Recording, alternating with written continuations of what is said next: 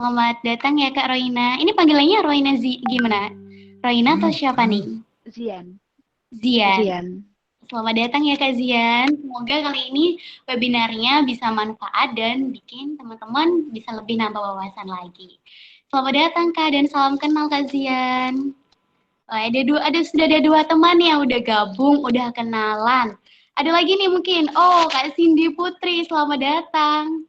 Kak Cindy boleh kenalan dulu nih. Kak Cindy dari mana, asal mana, jurusan apa? Boleh kenalan dulu. Cindy. Oh, off dia. Oke, oke. Ada lagi nih siapa? Oke, udah tambah 43 lagi ya. Oke. Dimas Lintang. Oke, boleh kenalan dulu nih. Dimas dari mana, asal mana, jurusan apa juga nih? Dari Polinema, Mbak. Dari mana Polinema? Ya, Oh, semester berapa, Kak? akhir. Oh, semester akhir. Oke. Selamat datang ya Kak Dimas. Ini panggilannya Kak Dimas ya? Iya, Oh, benar. semoga happy di sini dan bisa nambah wawasan. Ini Kak Farudin juga ya, Kak Farudin. Ya, halo. Sebenarnya silakan nih. Kita bisa ngobrolin dulu sebelum pemateri datang. Bisa. Langsung mulai seminar kali ini. Oke, Kak Muhammad Farudin dari mana nih? Oh, saya dari Aceh. Oh, dari Aceh. Iya. Oke. Aceh dari jurusan apa nih? Semester berapa juga? Jurusan PAI, Kak. Jurusan apa? PAI, Pendidikan Agama Islam. Pendidikan agama Islam. Oke. Iya. Ini juga ya dari Aceh. Oke. Pagi-pagi semuanya. Ya kan? Sarapan semuanya belum nih? Iya. Udah pada sarapan belum semuanya? Alhamdulillah udah sarapan duren, Kak. Sarapan apa nih tadi? Cuma Duren, nasi, Kak. roti atau Duren, gimana? duren.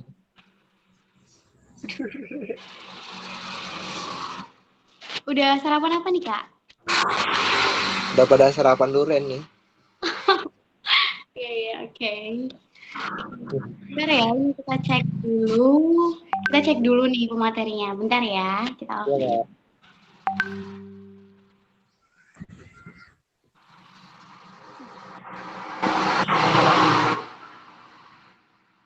Ini gabungnya benar.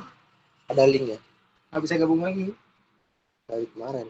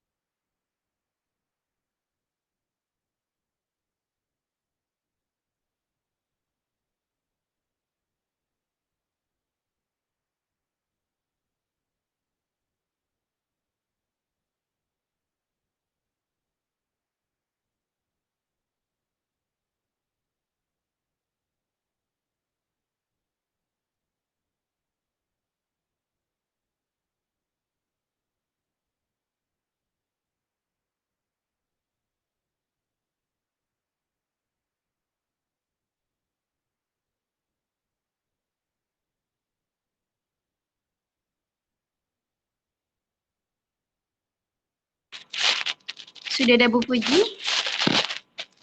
Halo, Bu Puji. Wah, semangat semuanya. Oke, halo. Sudah bergabung ya, Bu? Iya, sudah. Bu Puji, oke. Kita mulai ya, Bu? Monggo, silakan. Assalamualaikum warahmatullahi wabarakatuh. Pagi teman-teman semuanya. Apa kabar? Kita pada pagi hari ini dan kita bisa bareng teman-teman semuanya. Kali ini kita akan tentang manajemen diri dan new normal life, anxiety disorder, new normal life, COVID-19 di Inggris. Dengan salah satu yang super sekali yang luar biasa sekali penggemarnya nih.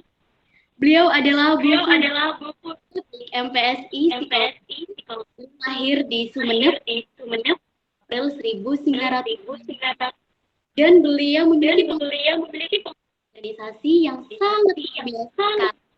Selain menjadi dosen di UI, saat ini telah menjadi laboratorium psikologi. Wow, sekali ya. Dan teman-teman ini udah pada hadir. Teman yang lagi on mikrofonnya bisa mati. Dan teman-teman yang mau onin kamera juga. Nanti teman-teman juga bisa nyatain. Bu Fuji sekaligus materi memaparkan materi. Langsung saja kepada Bu Fuji. Silahkan. Oke, baik. Terima kasih.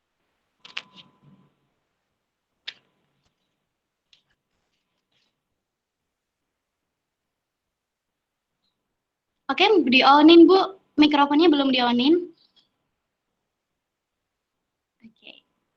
Oke.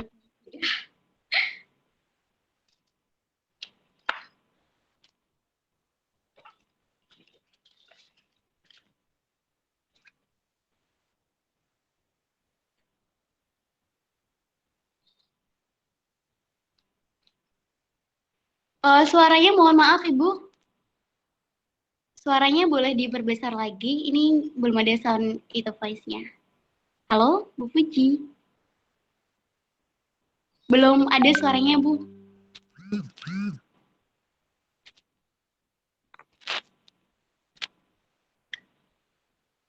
Kenapa ini? Halo? Halo, oke. Sudah kedengeran suara saya? Sudah. Sudah ya? Oke. Sudah jelas? Ya, sudah jelas ya? Ya. Oke, sudah jelas. Alhamdulillah. Oke, saya sapa dulu semuanya. Selamat bergabung. Ini hari Minggu ya.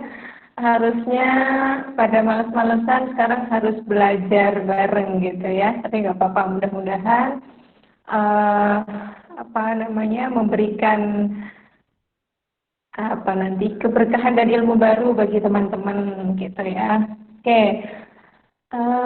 Slide-nya ini sudah dibagikan ke teman-teman, jadi karena ini temanya agak luas, jadi saya memulainya dari anxiety dulu, dari kecemasan dulu, apa sih, kayak gitu ya. Kemudian nanti sampai ke bagaimana sih memanage diri dalam kecemasan itu.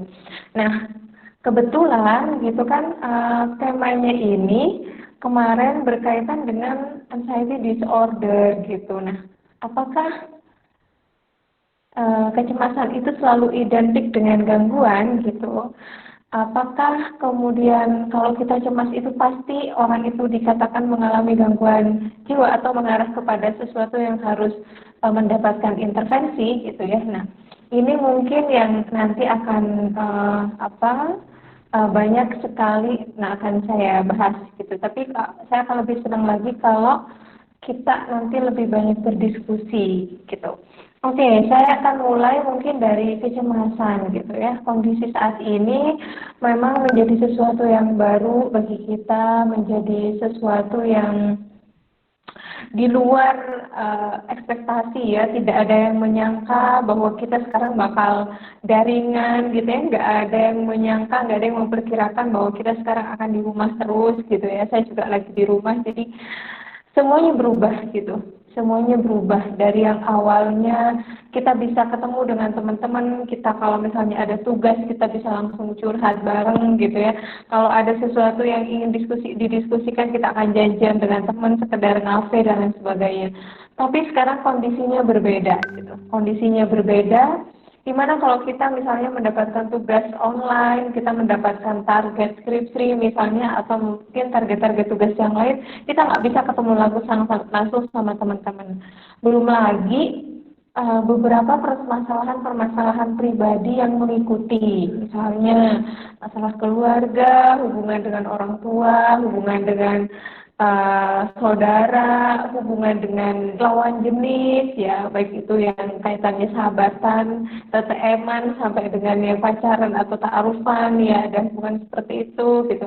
Kemudian masalah-masalah lain seperti kita udah punya masalah kayak gitu, kita nggak bisa kemana-mana gitu, terbatas untuk kemana-mana. Nah, ini tentunya menjadi sesuatu hal yang perlu untuk kita sadari dan rasakan. Kemarin ketika saya mendapatkan materi ini, saya bilang, wah nanti saya akan banyak untuk berbicara tentang mindful. Jadi bagaimana kita menyadari dengan sepenuhnya apa yang sedang terjadi. Oke, kita mulai dari yang pertama tentang anxiety gitu ya, kecemasan gitu. Di materinya nanti bisa saya di-sharekan. Cemas sendiri itu adalah perasaan yang tidak menyenangkan, perasaan tidak nyaman gitu ya, ditandai dengan adanya perubahan fisiologis. Jadi macam-macam, ada yang keringat dingin, ada yang nafasnya suka tersenggal-senggal, pegel-pegel gitu ya, udah tidur gitu, lama tidurnya jam 9 malam, bangunnya jam 4, bangun jam 5, masih ada pegel-pegel, biasanya di daerah sini, di punggung sini itu merasa pegel-pegel gitu. Udah pijat, udah udah masak, sudah apalah semuanya dikasih koyo dan sebagainya, tapi masih aja pegel-pegel gitu. Terus suka emosional gitu ya, emosional gak stabil gitu, apa-apa kayak kudu ngamuk, ya harus pengen marah, pengen sedih-sedih gak jelas gitu ya. Kemudian pola pikirnya jadi kacau, jadi stuck gitu, nggak bisa ngapa-ngapain, kadang juga kayak menjadi netting gitu, apa-apa jadi netting kayak gitu.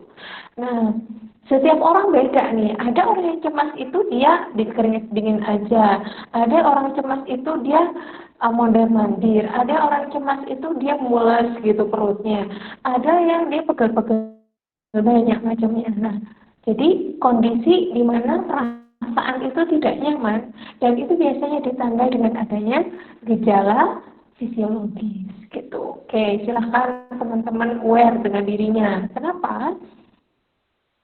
Saya selalu bilang, materi psikologi itu adalah materi tentang diri kita. Ya. Berbicara cemas itu nggak perlu cari contoh kemana-mana. Ambil aja contohnya kita. Pasti kita pernah berada di kondisi seperti itu. Gitu. Kemudian, nah, apa sih cirinya gitu ya, yang lebih spesifik lagi? Misalnya denyut nadinya itu meningkat, detaknya, jantungnya deg-deg ya, misalnya seperti itu, berkeringat dingin, atau hilang nafsu makan, atau makan berlebihan gitu, pengen makan pedes gitu ya, pengen apalah gitu yang mercon-mercon, apalagi nih usia Anda itu kan kalau mahasiswa itu berada di fase yang namanya usia remaja terus mau dewasa gitu loh, jadi kayak antara dewasa dan remaja. Jadi itu memang makannya itu jadi kayak nggak terkontrol, junk food, maunya itu kepedesan gitu, instan kayak gitu itu pola makan jadi tambah kacau, sulit berkonsentrasi gitu, diajak ngomong nah gitu, sulit berkonsentrasi. Kemudian terlalu berorientasi dengan masa lalunya gitu. Aku tuh dulu kayak gini, seandainya nggak seperti ini, dulu aja begini gitu. Nah itu cirinya. Jadi tidak aware dengan masa saat ini. Mikir dulu aja, entah itu yang menyenangkan atau tidak menyenangkan. Kehilangan minat, mager ya bahasa sekarangnya ya. Mau makan mager, mau pegang laptop mager, pegangnya HP aja ya, pegang HP, niatnya baca jurnal, tiba-tiba nggak bisa gitu teralihkan dengan yang lain, atau kemudian menarik diri di kamar aja, nggak kemana-mana, di rumah itu kayak udah nggak minat ngelihat orang, nggak minat ketemu orang, maunya di kamar aja, terus mudah tersinggung. Nah ini cirinya nih, senggol bacok ya. Orang tuanya sedang ngomongin apa, merasa dirinya gitu, kayaknya dia ngomongin aku gitu. Ada yang posting apa di Instagram, kayaknya dia nyindir aku deh gitu. Atau temennya lagi bikin story apa, dia tersinggung gitu. Atau mungkin ada orang yang dia sedang ngomongin tentang apa lemak gitu, kayaknya dia tuh nyinggung aku tambah gendut deh, nah misalnya kayak gitu. Jadi itu adalah ciri-ciri fisik, psikologis, dan intelektual yang tergabung menjadi satu, gitu. Faktornya apa gitu? Kenapa sih orang itu menjadi cemas gitu ya? Ada yang sifatnya memang internal dari dalam dirinya, secara genetik memang sudah seperti itu. Tapi eksternal itu biasanya lebih banyak gitu ya. Apa contohnya? Peristiwa hidup yang berat, putus, sama calon gebetan nggak jadi, kondisinya seperti ini, pandemi kayak gini gitu ya, tugas banyak gitu dari dosen, kami kasih tugas aja terus gitu katanya. Tugas ini belum kelar ya, ditambah tugas yang lain lagi gitu, belum lagi di rumah juga kalau ngerjain tugas terus gitu kan, dibilangnya sama orang tua nggak bantuin orang tua gitu, padahal ya Allah, mau dipahami gitu kan, saya ini lagi ngerjain tugas gitu, orang tua nggak ngeh gitu kan misalnya, sumpah gitu habis mikir tugas apa, mukanya sewot seharian pengennya dipahami sama orang tua, orang tua ngapain sih kamu jelek banget hari ini kayak gini, padahal niatnya pengen dipahami.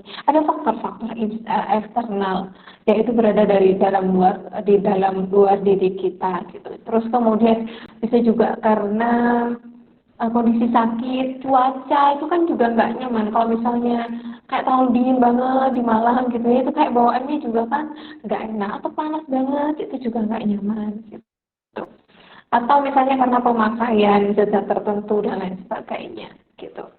Jadi ada faktor internal, ada eksternal. Ini harus kita sadari. Ya. Apa yang membuat kita cemas saat ini? Anda harus benar-benar menjadi. Apakah itu dari internal Anda, pola pikir Anda yang membuat itu cemas, atau memang karena kondisi eksternal Anda seperti itu. Nah ini yang mana ini gitu. Anda harus paham itu, Anda harus sadari itu dengan gejala-gejala yang sudah tadi saya sebutkan gitu. Kemudian yang selanjutnya adalah sumbernya. Ada sumbernya gitu ya. Sumbernya itu bisa berasal dari lingkungan, ada sakit. Nah, atau sumbernya kayak sekarang ini pandemi kan gitu ya, pandemi COVID-19 gitu. Ini sumbernya nih, sumber masalahnya. Gara-gara misalnya COVID ini kita nggak bisa ketemu teman, COVID ini membuat saya harus belajar dari rumah, COVID ini membuat tugas kuliah saya jadi banyak, COVID ini membuat saya nggak bisa kemana-mana, ada rencana-rencana yang tidak bisa saya realisasikan karena ada COVID ini.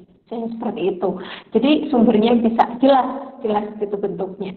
Ada gitu, ada wujudnya. Oh, saya ini cemas karena saya takut kehilangan si dia mulai jarang WA saya, si dia sudah mulai sibuk dengan diri sendiri, itu kan jelas penyebabnya. Ada yang sumbernya itu jelas. Ada juga yang dari dalam diri gitu ya. Contoh cemas dari dalam diri itu apa? Sifatnya adalah untuk kayak melindungi diri. Kalau misalnya Anda mau presentasi, itu kan cemas kan. Kenapa sih Anda cemas gitu ya? Agar Anda berhati-hati, agar Anda itu tidak salah dalam melangkah, agar Anda ketika melakukan sesuatu itu sesuai kayak gitu. Itu kan fungsinya adalah untuk melindungi diri. Atau bisa juga karena moral, kecemasan yang bersumber dari dalam diri yang tidak tampak. Moral itu seperti apa ya? Misalnya Anda nih sekarang kan harus pakai masker, jaga jarak gitu ya, kemudian tidak membuat kerumunan gitu. Nah, Anda jalan nih, kongko-kongko sama teman-teman gitu, nggak pakai masker. Nah, dalam diri Anda itu kan pasti muncul tuh nanti apa kata orang, jangan nanti aku dibilang nggak patuh sama aturan. Nah, itu namanya kecemasan moral, karena ada standar nilai atau ada standar moral yang ditetapkan bahwa Anda harus menjadi seperti apa, tapi Anda kemudian tidak melakukannya. Nah, itu namanya karena ada moral atau contoh yang lain, misalnya yang beragama Islam gitu kan. Udah tahu gitu ya, kalau kita itu kewajibannya sholat, nggak sholat dulu gitu kan. Nggak sholat, tapi kemudian di hati itu kayak muncul, ada kayak rasa bersalah, dan lain. Itu namanya kecemasan moral. Nah, selanjutnya nih, apakah kecemasan itu baik atau tidak? Nah, kita tuh harus nggak cemas kah gitu? Haruskah kita itu selamanya bahagia, damai, sentosa, sejahtera, tidak ada apa-apa kayak gitu ya? Jawabannya adalah selama tidak berlebihan itu nggak masalah. Gitu. Malah kalau Anda tidak cemas sama sekali, Anda tidak akan pernah hati-hati gitu ya. Contohnya kalau Anda nih pakai motor gitu ya, balapan liar di jalan raya gitu ya, balapan, Anda nggak punya rasa cemas sama sekali, itu kan malah tidak bagus. Malah nanti akan mengganggu diri Anda dan juga orang lain. Jadi kata kuncinya menjadi disorder, ya, menjadi itu masalah, menjadi itu problem ketika itu berlebihan. Makan berlebihan tuh nggak bagus. Secukupnya saja. Makan kekurangan juga nggak bagus. Secukupnya saja. Jadi apa-apa yang berlebihan itu akan menjadi disorder, menjadi tidak bagus. Seperti itu. Oke. Nah, ini selanjutnya nih. Kapan sih kecemasan itu perlu ditangani gitu ya? Kapan gitu ya? Satu, ketika mengganggu fungsi emosi. Nah, mengganggu fungsi emosi apa? Anda uring-uringan tidak jelas gitu ya. Harusnya di saat Anda mendapatkan hadiah itu kemudian Anda harusnya bahagia, Anda malah marah-marah, malah murung gitu ya. Nah, itu namanya mengganggu fungsi emosi. Anda tidak punya empati sama sekali atau karena saking cemasnya Anda malah tidak pernah merasakan apa itu senang. Itu kan mengganggu fungsi emosi. Yang kedua adalah ketika itu mengganggu fungsi sosial gitu ya. Gara-gara misalnya cemas gara-gara Covid nih gitu. Anda mengurung diri, Anda nggak ngapa-ngapain gitu di dalam kamar, tidak mau berinteraksi dengan siapapun. Kemudian ketika melihat ada orang jalan, jangan-jangan dia membawa virus gitu, jangan-jangan dia ada ininya. Nah, itu kan kemudian mengganggu fungsi sosialnya. Nah, ini yang perlu ditangani. Terus mengganggu pola pikir ya. Mengganggu pola pikir itu apa gitu ya? Kita jadi negative thinking aja. Kayaknya gara pandemi ini akan selamanya deh. Kayaknya dengan pandemi ini saya nggak bisa ngapa-ngapain. Gara-gara pandemi ini saya jadi useless. Gara-gara pandemi ini saya putus. Gara-gara pandemi ini saya nggak bisa kuliah. Gara-gara pandemi ini dan lain sebagainya. Itu sudah ada mengganggu pola pikir. Apa gangguan pola pikirnya? Berpikir yang tidak rasional, berpikir yang sifatnya merusak, berpikir yang sifatnya negatif, kayak gitu. Diri sendiri otomatis terganggu ya, jadi diri kita terganggu kalau kita cemas dengan sesuatu, cemas dengan COVID ini, kemudian kita cuci tangan ada 100 kali sehari, kemudian ganti baju 5 kali sehari padahal itu berada di dalam rumah dan Anda tidak keluar rumah misalnya, atau kemudian setiap kali tidur itu Anda mimpi buruk tentang COVID kayak gitu. Nah, seperti itu. Kemudian orang lain menjadi terganggu. Orang lain terganggu itu seperti apa sih gitu? Karena kecemasan kita, dikit misalnya ada keluar, itu jangan sampai di situ tuh, ini tuh, jadi orang kan nggak nyaman berinteraksi dengan kita. Atau dikit-dikit Anda mengatakan, harus A, harus B, harus C, harus D. Nah, jadi semua orang harus dikontrol oleh Anda. Atau gara-gara kita cemas dengan COVID nanti Anda tidak mau, misalnya ada tugas kelompok yang mengharuskan Anda bertemu dengan Anda, dengan teman-teman kayak gitu ya, dengan beberapa teman, atau yang mengharuskan Anda bekerja gitu, jadi hasil kerjanya menjadi tidak optimal. Itu namanya mengganggu orang lain akan terganggu gitu. Tidak logis. Nah, tidak logis itu tadi kayaknya gara-gara COVID ini hidup saya menderita gitu ya. Saya adalah orang yang paling menderita di dunia yang terdampak COVID gitu ya. Gara-gara COVID ini hidup saya terhenti sampai di sini, tidak ada kebahagiaan lagi untuk saya. Nah, ini sudah tidak logis. Disertai dengan gejala fisik itu tadi. asam lambung naik padahal tidak punya mah, makannya bagus gitu ya, migrain padahal nggak ada apa-apa, pegel-pegel dan sebagainya, itu sudah warning. Jadi sebenarnya kecemasan itu kayak tanda, kayak alarm dari dalam diri kita untuk kita itu mulai ada apa nih dengan pikiran saya. Sama seperti begini teman-teman sebenarnya. Kalau teman-teman itu fungsi imunnya lagi turun gitu kan, kita mulai kayak bersin-bersin gitu ya, mulai capek. Itu kan tanda dari tubuh kita minta istirahat, tanda fisik. Cemas itu sebenarnya alarm dari dalam diri kita, itu adalah untuk psikisnya kita, bahwa psikis kita ini sedang nggak baik-baik aja, itu alarmnya, kayak gitu. Kemudian berlangsung dalam jangka waktu yang lama. Berlangsung dalam jangka waktu yang lama itu maksudnya gini, berapa lama sih? Nah ini kadang ada beberapa waktu yang bisa menjadikan patokan. Yang pertama adalah 2 minggu, 3 bulan, dan 6 bulan gitu ya. Berturut-turut aja seperti itu. Misalnya 2 minggu tuh Anda merasa useless, gak bisa ngapa-ngapain, mager. Kemudian ada kepikiran, oh kayaknya aku nih bukan orang yang paling tidak berharga, seperti itu tuh 2 minggu. Nah, kalau itu berturut-turut terjadi 2 minggu, maka Anda perlu waspada, gitu ya. Tapi kalau sehari mager, oh ya itu hal yang wajar, it's okay. Atau jangan-jangan nanti aku ini deh, nggak bisa kuliah sampai gimana sih, itu hanya sekedar ingat saja, itu bukan dikategorikan sebagai kecemasan yang perlu ditangani. Jadi kecemasan yang normal saja. Selanjutnya, mengatasinya, ini yang saya bilang kemudian kita akan masuk secara mindful. Apa itu? Menyadari sepenuhnya apa-apa yang membuat kita cemas. Di pandemi COVID-19 ini, yang membuat kita cemas itu apa sih? Di new normal nanti itu, yang membuat kita cemas itu apa sih?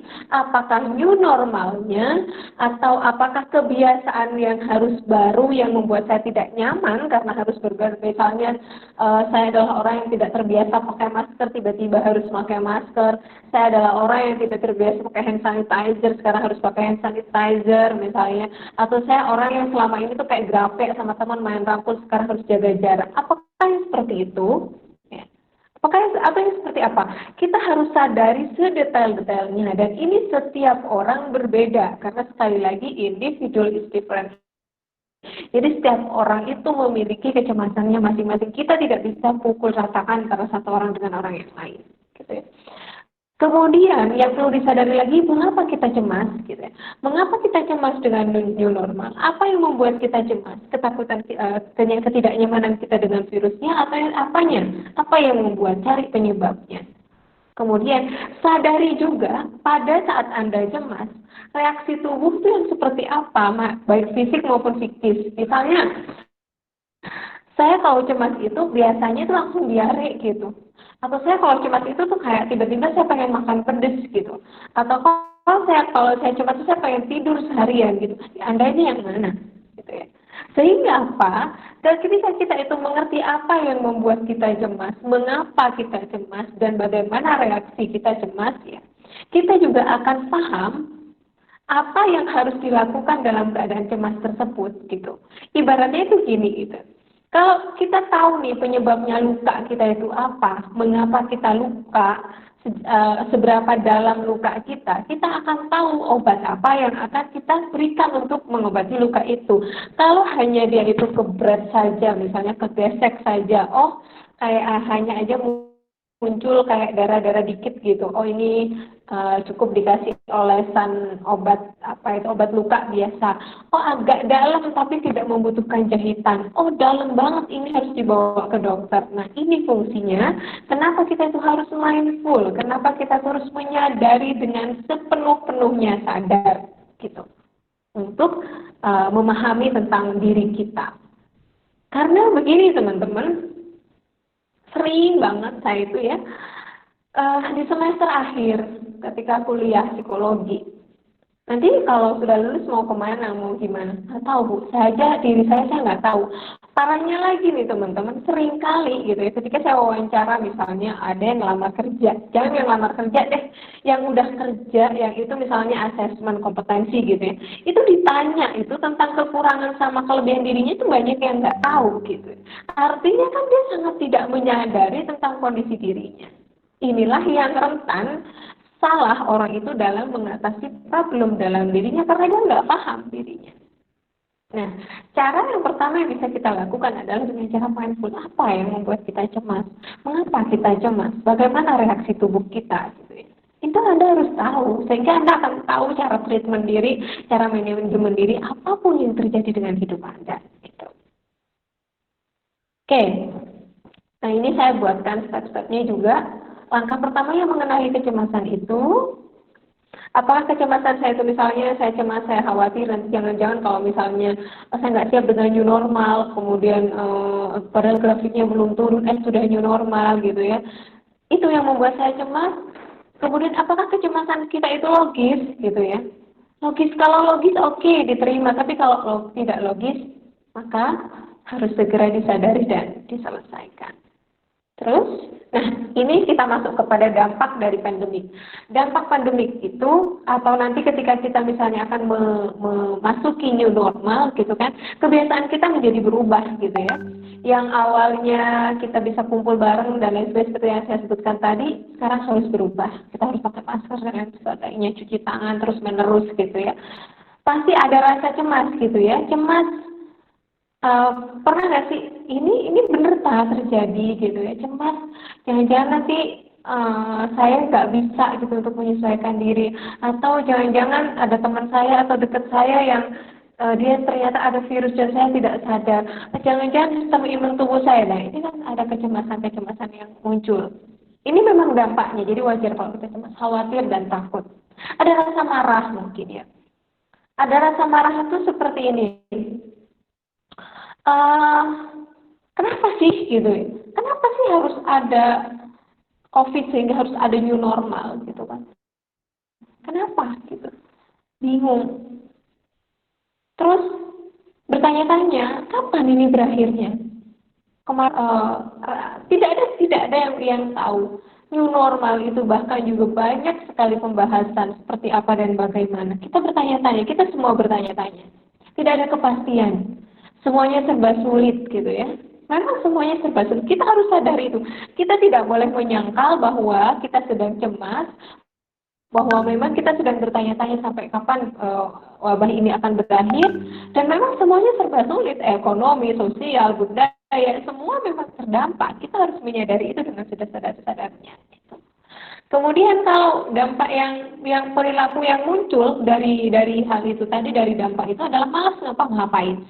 Stuck, nggak punya ide, terpaku, bosan, useless, jenuh. Ya. Jadi itu yang muncul gitu ya. Ini normalnya pada di semua belahan dunia manapun perilaku ini yang muncul. Maka, nah dengan kondisi ini sebenarnya apa yang harus kita lakukan gitu menghadapi new normal?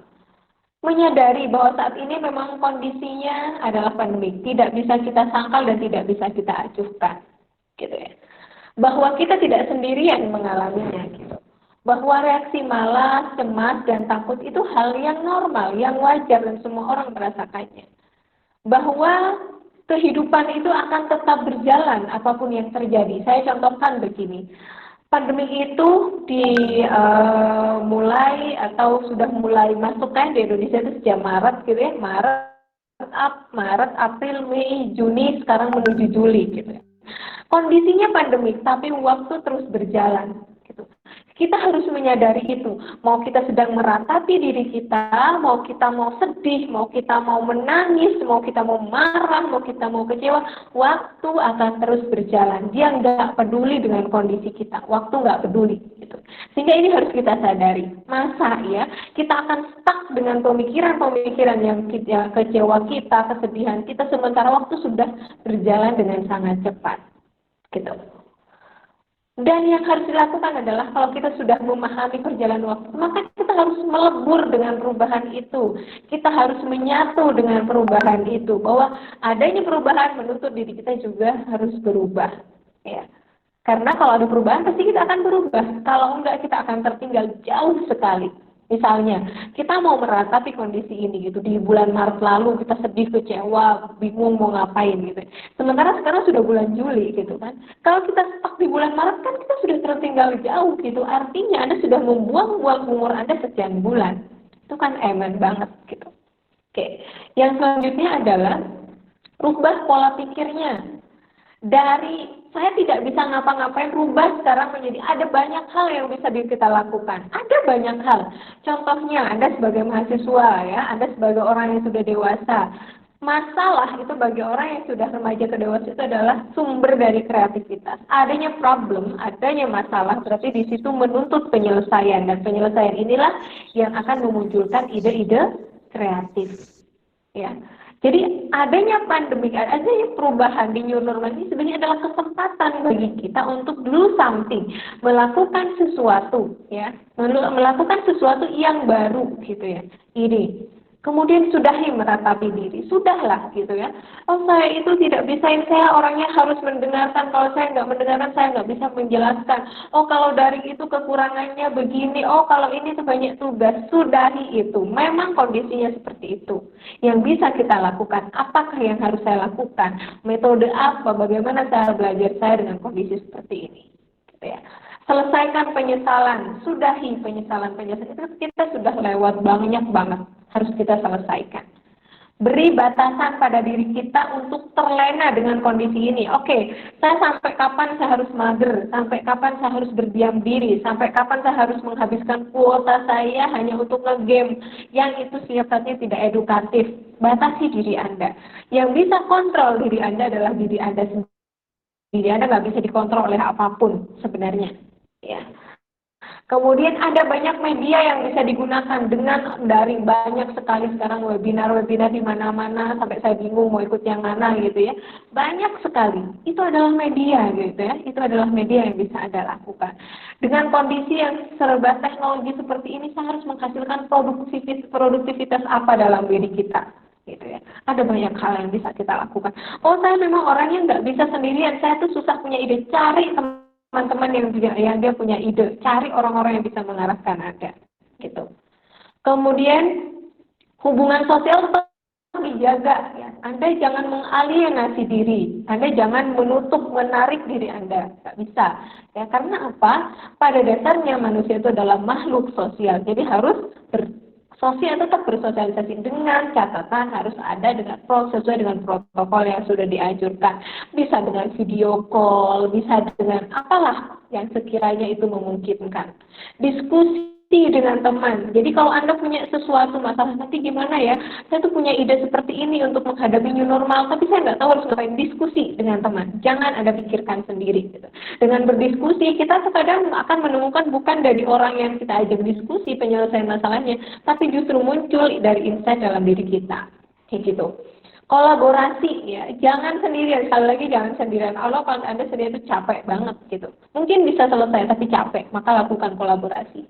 Baca referensi sesuai dengan passion Anda. Saya passionnya di apa? Psikologi yang bagian apa? Atau saya punya keterampilan apa? Baca referensi itu. Gitu. Kemudian lakukan dari hal yang kecil gitu ya. Hal kecil sekali.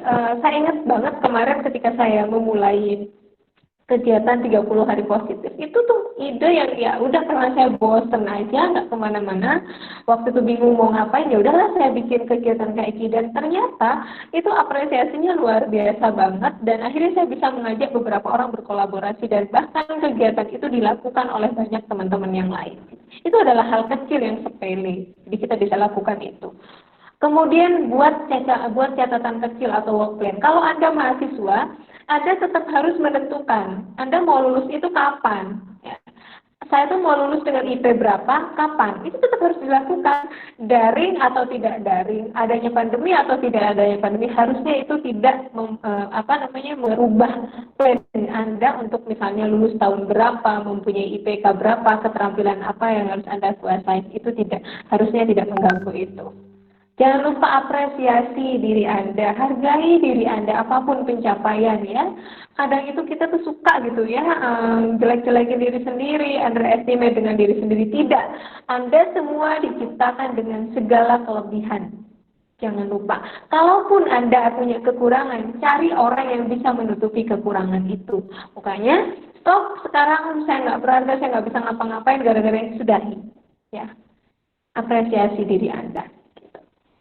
Kemudian, ini yang terakhir banget gitu ya. Ini pernah saya sampaikan ketika saya mengisi materi di apa itu untuk cybercrime kayaknya di Polres waktu itu. Polres mana saya lupa, Banyuwangi apa Lumajang saya lupa. Jika hari ini terang, maka nanti malam akan gelap. Jika saat ini gelap, maka percayalah besok matahari akan kembali terbit dengan cerah. Oleh karena itu, seberat apapun beban kita hari ini, percayalah besok akan ada penyelesaian yang indah. Kalau begitu, kenapa kita masih merasa bahwa beban kita yang paling banyak? Oke, sekian dari saya. Terima kasih. Assalamualaikum warahmatullahi wabarakatuh. Silakan dilanjutkan dengan diskusi.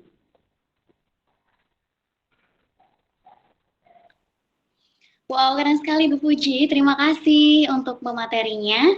Dan teman-teman yang mau bertanya langsung kepada pemateri, silakan ya langsung bertanya. Boleh lewat chat atau mungkin untuk meng-on-kan mikrofon nggak apa ya Bu Puji? Bu Puji? Ya. Iya, silakan. Oke, teman-teman yang mau bertanya silahkan atau lewat langsung di on mikrofonnya ya.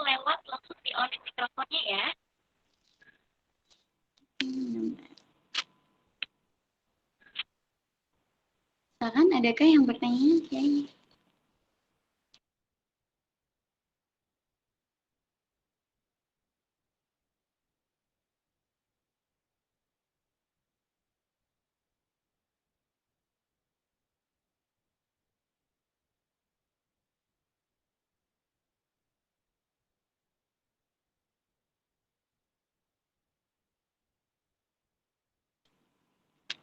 Nah, teman-teman yang tadi teman-teman boleh di-onin kameranya juga nggak apa-apa nih. Di-onin juga mikrofonnya, kita ngobrol langsung, terus kita boleh tanya-tanya. Yuk teman-teman, ada nih, silakan.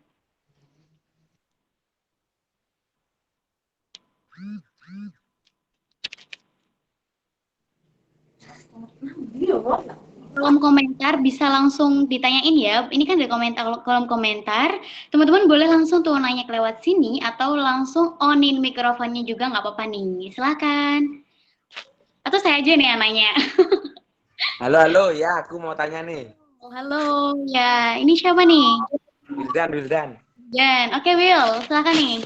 Mau tanya apa? Kenalin diri dulu juga nggak apa-apa nih. Oke, ya selamat pagi ya, pagi menjelang siang. Assalamualaikum warahmatullahi wabarakatuh. Kepada semuanya ya.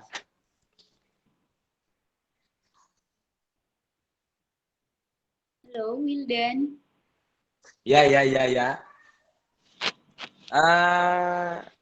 Ini ya, tadi saya sudah sedikit banyak mendengarkan materi dari Bu Puji.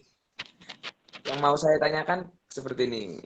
Jadi dari segi psikologi, kan ini banyak sekali orang-orang yang mungkin tertekan atau tidak terbiasa dengan kehidupan kita yang baru ya. Seandainya ini akan berjalan 1 tahun, 2 tahun ke depan, bahkan sampai 10 tahun, bahkan sampai ya ini akan menjadi kebudayaan baru, mungkin seperti itu. Nah, tapi untuk awal ini sangat khususnya untuk kaum milenial ya. Seperti saya, seperti teman-teman semuanya ya kan. Ini menganggap menurut saya itu yang memiliki sumbu-sumbu pendek itu akan memberontak atau mengeluarkan efek-efek di kehidupan itu akhirnya bodoh amat lah, seperti inilah akhirnya keluarlah stres yang kemarin kita. Nah, itu untuk menepis hal-hal seperti itu kita lebih baik melakukan seperti apa, Bu? Mungkin itu intinya, Bu. Cukup dari saya, sekian, terima kasih. Wassalamualaikum warahmatullahi wabarakatuh. Waalaikumsalam warahmatullahi wabarakatuh. Gimana Bu Puji? Apa langsung dijawab? Oke, langsung saya jawab ya. Terima kasih Wildan atas pertanyaan yang luar biasa ya. Jadi banyak kan Kak, kemarin tuh ya udahlah bodo amat gitu kan, malas gitu ya, akhirnya mereka mengabaikan. Ini adalah salah satu bentuk perilaku jenuh ya. Dan juga di fase, jadi gini, ada sesuatu problem, ada satu masalah yang namanya pandemi. Kita menuju new normal ya. Itu kan problem bagi setiap orang ya. Yang nggak biasanya seperti itu tiba-tiba harus dibiasakan dengan segala protokol lala-lala itu gitu ya. Ada reaksi yang pertama itu namanya reaksi emosional. Jadi ini fase kalau orang ada masalah itu apapun masalahnya. Yang pertama adalah ada jedeng, ada masalah. Kemudian ada namanya fase emosional. Nah ini namanya fase emosional ya Wildan ya. Nggak peduli, bodoh amat, males banget, menentang, membangkang, apa iya, mempertanyakan gitu ya. Nah iya, ini benerkah adanya virus ini? Enggak kok, aku lo nggak kenapa-napa, aku keluar lo nggak masalah, sehat aja kan aku nih. Nah, akan ada seperti itu, ada namanya reaksi emosional gitu. Nah setelah nanti ada reaksi emosional itu nanti ada namanya fase acceptance, fase penerimaan. Nah kalau kita sedang berada di fase emosional gitu ya, kita itu harus menyadari itu tadi mindful. Jadi kalau orang psikologi itu mindful itu penting. Kenapa?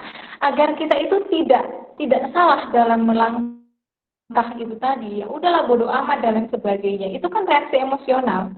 Orang ngomong bodoh amat itu kan sebenarnya nggak bodoh amat. Contohnya deh, engkau kok aku udah bodoh amat sama dia. Orang yang benar-benar bodoh amat itu tidak membutuhkan afirmasi atau penguatan dari orang lain bahwa dia itu bodoh amat gitu. Kalau ada orang yang misalnya udah bodoh amat lah milenial gitu kan, ini aku sehat, aku bahagia, kan yang terkena kan orang yang tua ke atas. Itu apa yang dilakukan?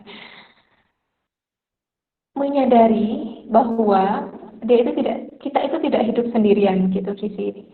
Dan Anda itu tidak sendirian. Kalau misalnya Anda jenuh, ada juga banyak orang lain yang jenuh kok.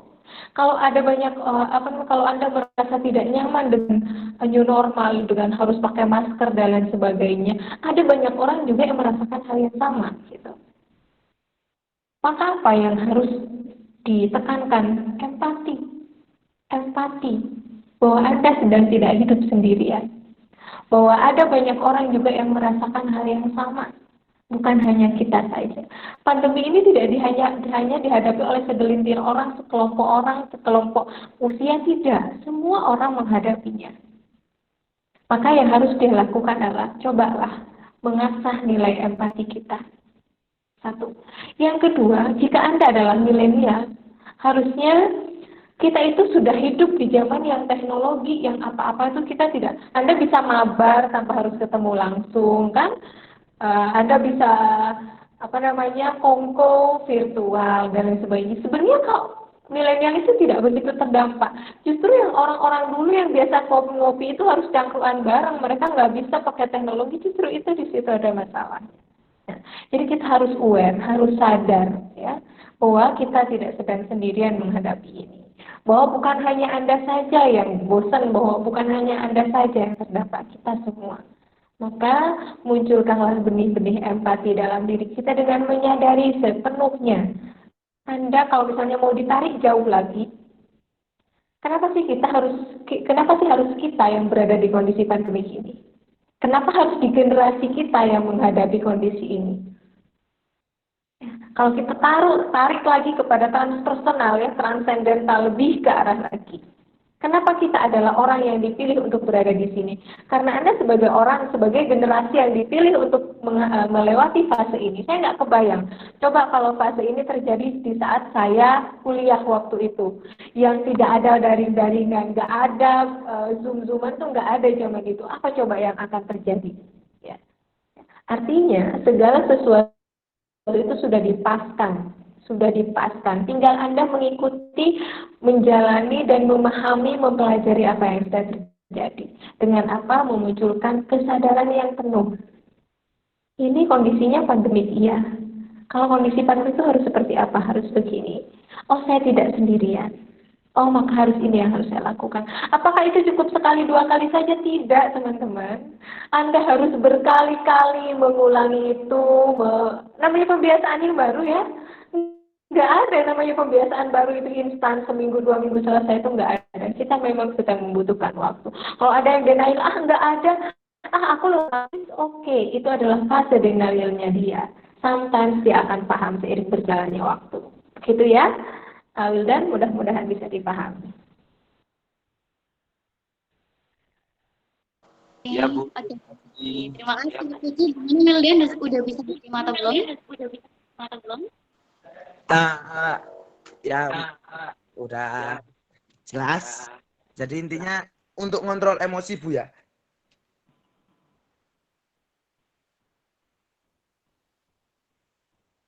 Ya, gimana Wildan? Silakan. Ya, sudah jelas, Bu Oh, moderator. sudah ya. Oke, terima kasih Bu Puji. Oke teman-teman, kita tinggal sisa 2 pertanyaan lagi.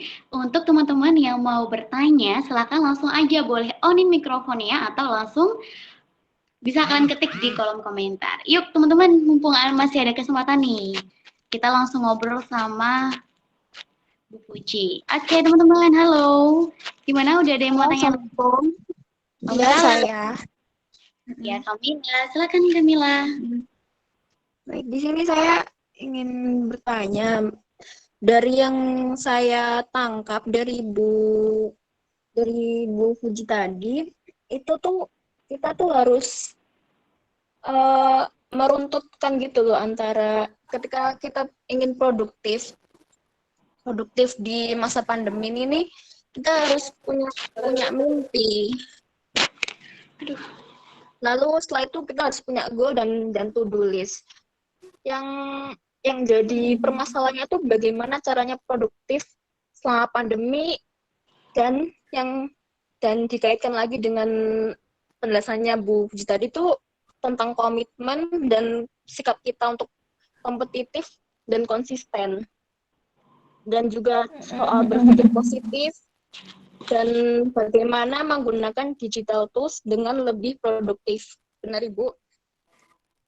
Nah, pertanyaan saya, dalam segi psikologi, bagaimana mengaplikasikan sikap-sikap yang adaptif tadi ketika masa pandemi kita harus berevolusi gitu, kita harus menyesuaikan diri, terus lalu produktif dan kompetitif tuh bagaimana itu mengaplikasinya tuh bisa lebih tidak mengganggu mental kita gitu, jadi mental kita tetap sehat gitu begitu. Terima kasih Bu, semoga bisa dipahami. Terima kasih. Oke, baik. Oke, moderator, ini gimana, langsung saya jawab atau seperti apa? Boleh Bu, langsung boleh dijawab. Nanti Oke. kita langsung next satu lagi penanyanya. Boleh Bu Puji langsung. Oke. Ini menarik sekali loh. Jadi saya mungkin akan sedikit bercerita tentang beberapa waktu yang lalu saya ketemu seorang teman saya, dia adalah banker ya, dia orang bank. Kamu tahu nggak gitu betapa beruntungnya kamu masuk di jurusan psikologi. Kenapa kamu bisa berkata seperti itu? Satu-satunya profesi yang tidak akan hilang di tengah pandemi, dan satu-satunya profesi yang akan terus berjalan dan banyak peminatnya adalah menjadi seorang psikolog gitu. Itu nggak bisa diwakilkan. Terbukti banget gitu ya. Saya selama pandemi ini klien tuh setiap hari paling tidak itu ada 3-4 klien teman-teman itu sehari, dan itu bisa dilakukan online. Ya. Artinya apa? Ya. Ini adalah ladang bagi kita untuk melakukan kreativitas kita, menunjukkan kreativitas. Misalnya tadi Kamila hobinya apa? Nulis. Bikinlah tulisan-tulisannya, itu bisa di-tag di Instagram kita, bikin apa dari itu kan bisa menjadi tools kita. Gitu. Atau kemudian sekarang lagi hit channel YouTube gitu. Bikinlah channel-channel YouTube yang itu sifatnya menginspirasi. Yaitu kalau gini, kalau kemarin saya sempat saya di pandemi ini saya sudah menulis 3 tulisan, dan alhamdulillah mungkin nanti akan segera diterbitkan. Itu tuh tulisan yang saya tulis itu adalah hasil curhatan orang-orang, yang itu bisa kemudian menjadi karya. Jadi kita itu bisa banget berkarya dalam hal apapun gitu. Kita tuh bisa banget gitu. Gimana agar masalah psikologis kita itu tetap sehat tapi kita tetap bisa berkarya gitu ya. Caranya adalah kita tetap yang misalnya kita ini suka bermasalah di apa sih? Masalah gini aja, kita itu kan tahu di apa ya di dalam kehidupan kita sehari-hari di usia seperti Anda ini yang usia-usia berapa sih sekarang? Usia 19, 20 ya. Kalau saya kan saya tahun ini pas 30 gitu ya. Tentunya itu kan beda tuh dengan saya gitu ya. Kalau kalau saya itu masalahnya banyak orang yang di usia saya tuh udah masalahnya lebih kepada masalah pekerjaan kayak gitu ya, masalah keluarga. Tapi kan kalau di usia Anda ini saya nggak tahu masalahnya apa.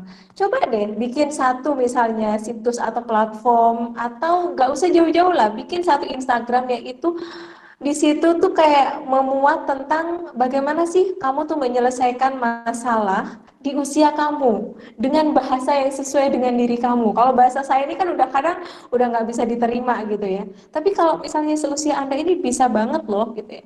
Masalah saya mungkin akan sharekan beberapa masalah yang masuk ke saya.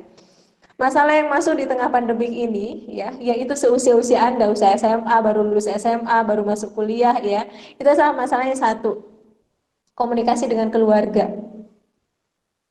Gimana sih anak psikologi? Kan kita belajar perkembangan. Jadi memang perkembangan orang tua dengan perkembangan remaja itu beda, maka pola pikirnya beda. Ini bisa menjadi salah satu ladang kreativitas. Anda bikin tuh vlog. Jadi teman-teman, kenapa sih kita itu ya suka konflik nih sama orang tua? Orang tua pengennya A, kita pengennya B, kita pengennya dandan make up kayak gini sama orang ini kapan sih menor-menor gitu ya? Itu karena apa? Karena orang tua itu sedang berada di tahapan perkembangan seperti ini dan kita ini adalah berada dalam tahapan perkembangan seperti itu. Jadi wajar loh kalau kita misalnya ada konflik. Nah, bagaimana menyelesaikannya? Ini adalah salah satu contohnya. Bisa banget loh kita bikin kayak gitu. Nah, yang semester 1, 2 kan sudah dapat tuh materi psikologi perkembangan. Maka kita bisa lakukan itu Kamila gitu. Atau yang kedua, masalah yang sering terjadi, masalah galau pacaran. Saya pengen hijrah, Bu. Saya tuh nggak pengen pacaran tapi ada yang suka sama saya dan saya juga nggak bisa kontrol perasaan saya. Apa yang harus saya lakukan? Jadi teman-teman, kamu itu sekarang berada dalam fase namanya sudah mulai ada keinginan untuk menjalin relasi dengan lawan jenis. Jadi itu fitrahnya manusia memang dalam tahapan perkembangan. Harusnya seperti apa? Ini contoh yang kedua. Ini bisa banget kita lakukan. Bu, masalahnya saya suka untuk show up public speaking kayak gitu. Bikinlah tulisan, bikinlah konten-konten di Canva itu kan ada tinggal tulis aja tuh apa gitu. Jadi banyak banget. Rasanya gimana Bu? Senang tahu. Jadi saya mungkin akan sedikit curhat juga ya. Saya membuat acara 30 hari positif waktu itu di bulan Ramadan itu karena apa coba? Satu, saya nggak bisa pulang, nggak boleh mudik kan waktu itu. Saya harus puasa sendirian di Malang. Saya adalah orang yang suka traveling, jalan-jalan, tiba-tiba harus di rumah aja. Itu kan stres sumpek ya. Nah, belum lagi kerjaan gitu. Akhirnya untuk membuat sumpek saya hilang, untuk menghilangkan stres saya bikinlah itu tuh. Jadi kan saya ngobrol dengan orang. Dengan ketika saya ngobrol, sumpek saya menjadi hilang, bermanfaat bagi orang lain. Jadi itu salah satu contohnya Kamila. Dan banyak lagi digital yang lain yang bisa kita gunakan. Seperti YouTube, podcast, Twitter, dan lain sebagainya. Disitulah kita salurkan energi-energi positif kita. Gimana sih caranya berpikir positif? Ya misalnya ya, kita kadang kan awalnya nih nggak ada yang nonton, nah nggak ada subscribernya Bu, nggak ada yang nonton, nggak ada yang ini. Ya udah nggak apa-apa, itu namanya proses gitu ya. Kalau kita mau bisa berjalan kan kita harus tengkurap dulu, merangkak dulu, baru tertatih-tatih dulu, baru berjalan, nggak langsung berlari. That's proses. Biasakan untuk fokus pada proses ya. Kita itu selalu menginginkan hasil yang instan. Indomie aja pakai direbus ya, nggak langsung dimakan. Jadi nggak ada yang instan. Semuanya butuh proses dalam diri kita. Bagaimana agar terjaga pikiran positif kita kalau kita sedang down, kalau kita sedang jatuh, kalau kita sedang tidak berada dalam kondisi nggak mood dan lain sebagainya. Catat, itu adalah proses. Ya. Untuk mencapai hasil yang Anda impikan harus ada proses. Untuk mencapai pemandangan yang indah, jalannya itu nggak datar-datar saja, ada tanjakan, ada turunan, miring, cekung, kanan, kiri, tebing. Itu adalah proses dan Anda harus melewati itu. Oke, begitu Kamila, mudah-mudahan bisa diterima. Oke, Masya Allah, bagus sekali nih. Gimana Kamila, udah bisa dipahamin atau masih ada yang bingung? Kamila, Iya, udah paham? Udah bisa dipahamin? ya alhamdulillah kurang lebih bisa. Terima kasih. Oke, terima kasih Kamila dan Bu Puji. Oke nih, kurang satu lagi pertanyaan. Buat teman-teman nih, mumpung ya kurang satu pertanyaan lagi, silahkan langsung aja bertanya. Boleh di kolom komentar. Tanya lagi. Nanya nih Bu, saya bacakan ya Bu. Boleh, boleh. Oke. Ini Bu dari Muhammad Abid. Mohon maaf sebelumnya. Ya, dari Muhammad Abid. Mohon maaf sebelumnya mungkin saya salah atau kurang update. Dari yang saya perhatikan, banyak mengalami gangguan kecemasan pada masa pandemi adalah orang-orang berpunya. Sedangkan selain mereka tidak terlihat terlalu memikirkan masalah pandemi ini. Apakah memang gangguan ekonomi dan sosial lebih berbahaya dibanding gangguan kesehatan ya? Bagaimana pandangan Ibu Puji terkait masalah ini? Sekali lagi, mungkin saya salah, mohon maaf dan terima kasih. Silakan Bu Puji, boleh memberikan jawabannya. Oke, terima kasih Abid atas pertanyaannya ya, orang-orang yang berpunya ya. eh saya di sini akan memberikan jawaban serius dan jawaban guyon ya. Saya akan mulai dari jawaban guyon dulu. Jadi jawaban guyon itu seperti ini ya. Orang yang susah, orang yang hidupnya itu selalu ditimpa kesusahan, itu ketika dia menghadapi masalah, kira-kira gimana? Halah gitu doang, udah biasa susah. Itu kalau udah biasa susah, ya udah gitu kan. Saya misalnya sekarang ini saya biasa ada COVID atau tidak ada COVID, saya tetap makannya sama nasi sama kerupuk aja gitu kan. Nggak ada masalah bagi dia gitu. Tapi bagi orang-orang yang ini jawaban guyon dulu ya. Jadi bagi orang-orang yang mungkin dia punya strata sosial atau ekonomi yang lebih di atas, misalnya pengusaha, dia harus memikirkan karyawannya banyak, kalau di PHK apa yang terjadi gitu ya. Kemudian apa dia memiliki kebiasaan selama ini bisa senang-senang, kemudian dia bisa jalan-jalan kemana, dia memiliki niat untuk keliling Eropa, keliling dunia gitu ya. Ekspektasi-ekspektasi seperti itu tuh banyak, sehingga itu kemudian ketika adanya pandemi ini semuanya nggak bisa ia lakukan gitu. Jadi ini jawaban guyonnya. Jadi kalau orang susah, orang biasa punya masalah itu dikasih masalah gitu doang gitu ya. Itu jawaban guyonnya. Tapi pada kenyataannya sebenarnya eh, apa ya? Masalah ekonomi atau sosial lebih berbahaya daripada gangguan sosial. Itu tuh seperti satu kesatuan. Jadi apa ya, kayak kalau misalnya ekonomi bermasalah, maka dia akan berdampak pada sosialnya. Sosial bermasalah juga bisa berdampak pada ekonomi. Nah, ini kan yang sekarang bermasalah kan masalah kesehatan ya.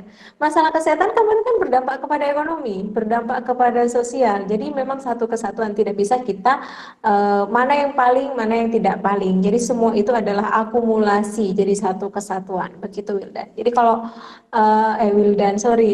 Abid ya. Kalau misalnya merasa bahwa orang-orang yang berpunya, ya tidak terlihat terlalu, karena orang-orang susah itu mereka terbiasa dengan kehidupan yang tidak nyaman. Jadi kalau dikasih sajian kehidupan tidak nyaman, ya it's okay, ya udah biasa gitu. Ya. Jadi memang resiliennya, nah kalau dalam psikologi itu ya, resiliennya, ketangguhannya dia untuk menghadapi masalah itu jauh lebih besar orang-orang yang sering mendapatkan masalah. Makanya kan ada entah itu pepatah atau kata-kata aja ya, mengatakan bahwa masalah itu yang akan membuat kamu tuh semakin kuat dan tangguh. Dan harusnya karena Anda semua dihadapkan dengan masalah pandemi ini, Anda tuh harusnya menjadi orang-orang yang jauh lebih tangguh daripada generasi sebelumnya. Begitu, mudah-mudahan bisa diterima.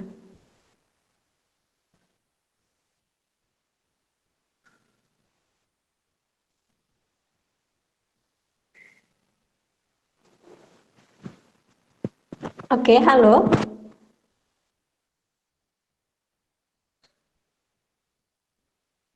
Kayaknya, oke, halo.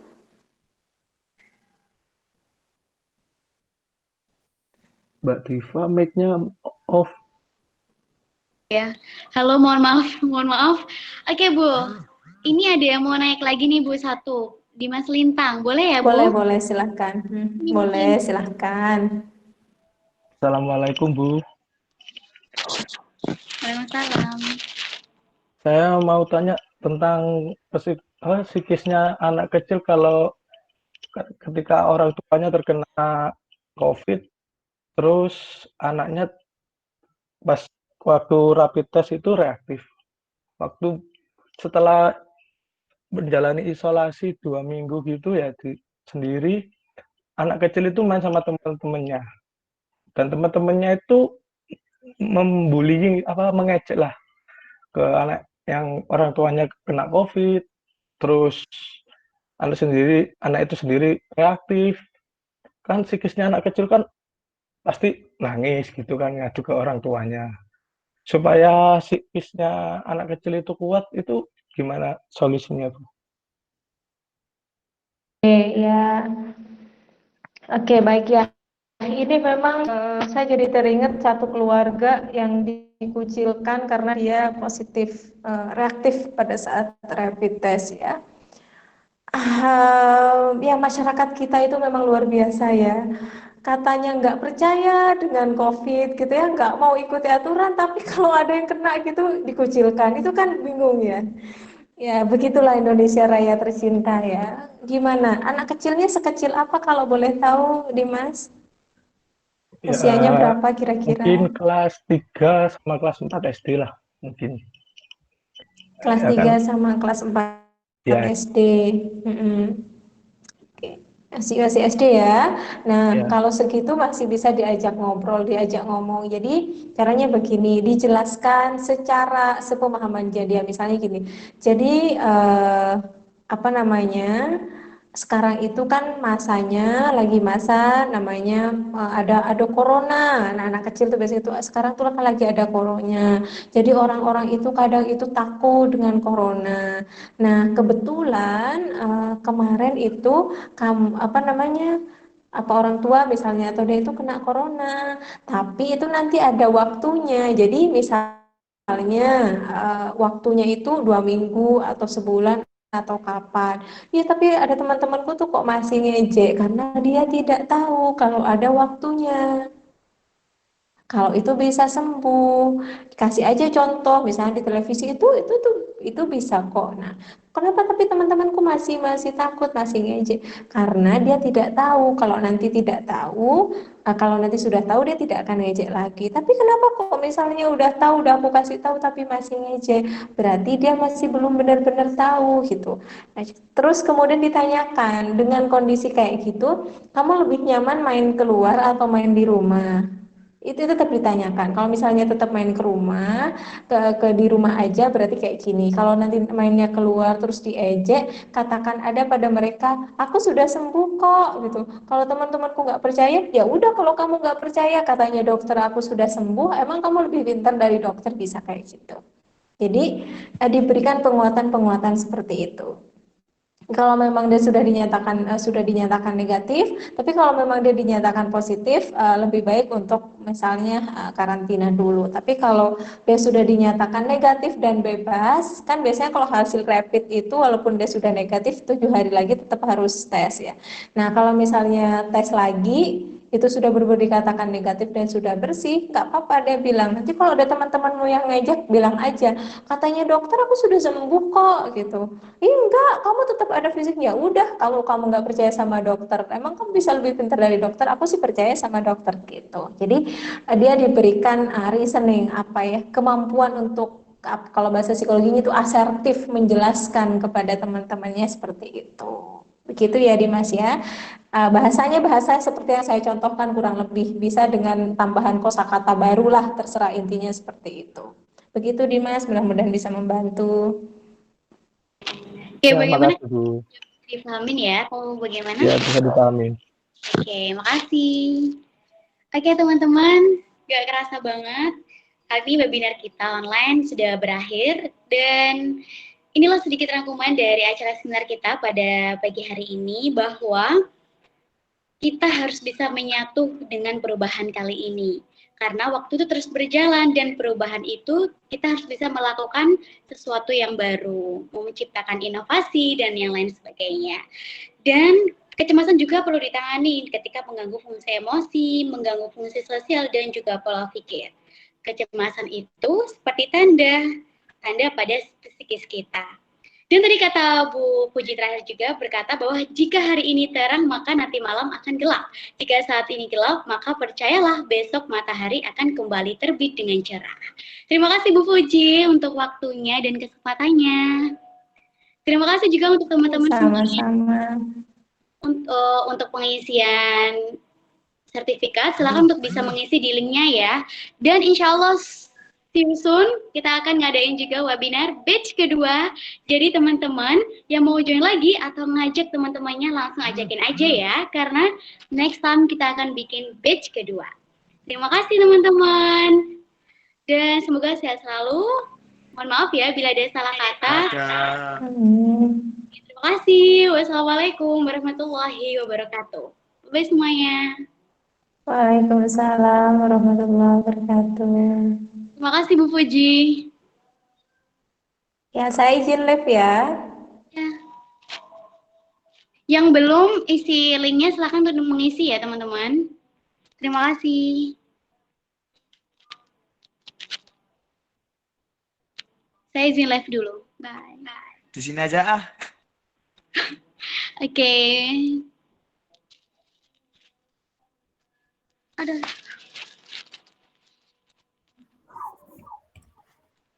Oke teman-teman, yang ini linknya sudah dibagikan, silahkan untuk mengisi.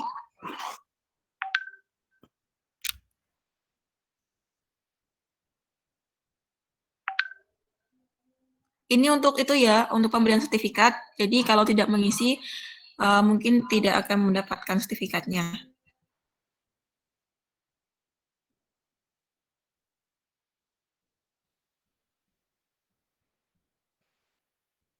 Buktinya pakai itu ya, SS ya, mengikuti seminar ini.